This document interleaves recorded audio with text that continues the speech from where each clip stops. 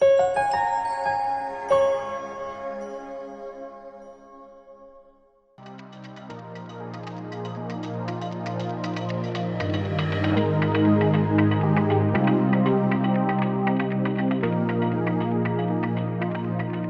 well, if you guys hadn't noticed, beautiful day out here again today. And well, we got a problem. We got a cracked screen, we got a broken back, we have a battery that's dead, and well, a SIM card that is locked in here that I can't take out. Now here's the problem. The problem is, this is a Huawei I've been holding on for weeks and weeks and weeks and weeks. Why? Well, this Huawei had a Google operating system. And if you didn't notice, in China, Google is out of here, man. And that's the adventure we're gonna go on today, to try to find a phone that I can deal with in China without Google.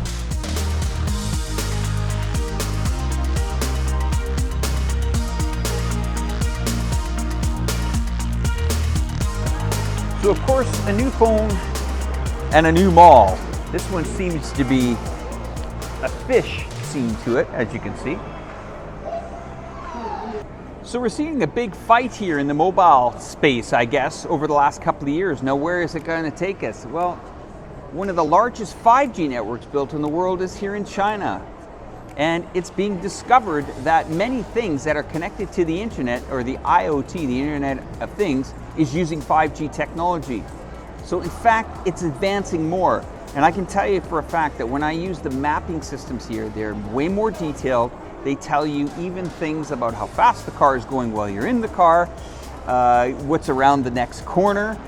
It's really hard to kind of envision and explain to you, but I will try to, on this screen, put together a side-by-side, even as well as the applications that are being used here. For example, you use the taxi app. You have Uber in the United States. Here, you have T3 or DD. T3 will give you information that maybe in the West might be too personal, but here it seems acceptable. As, for example, the driver, is he vaccinated? How many vaccination shots has he got? Another one is, was the car clean? Did it smell? Something like that. Or they will also send you out a couple of warnings, like, not warnings, I don't want to use that word. Or they will send you out a couple of messages if you're taking a taxi after 10. Have you been drinking? Do you need your car driven home for you? Stuff like that to improve safety. So that's how the mobility space is changing really here in China.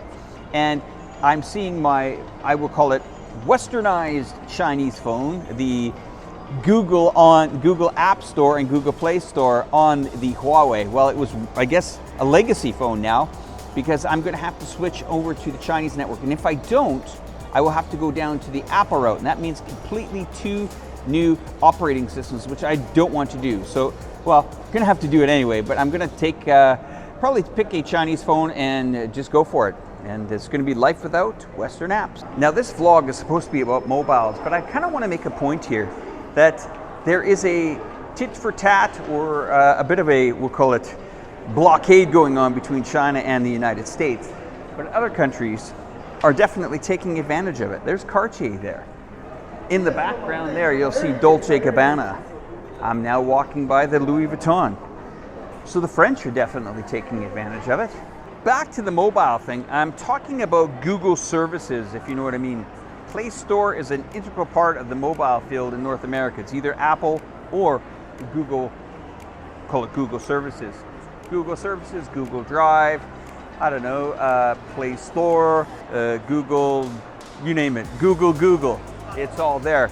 So taking that away, well, that gap has been filled in. Now, if you think about it, if you're an engineer or somebody that wants to work into an exciting new phase in the mobile technology, China is a place for you. If you're an app developer and you can adapt your app and sell it to a network of 1.5 billion people here, that's pretty amazing, okay? You have that advantage over your North American competition, because a lot of people are competing for that app space, those application spaces in North America. Well, here in China, if you're a software developer and you can make your app compatible with the operating systems here, then I suggest it's a good move.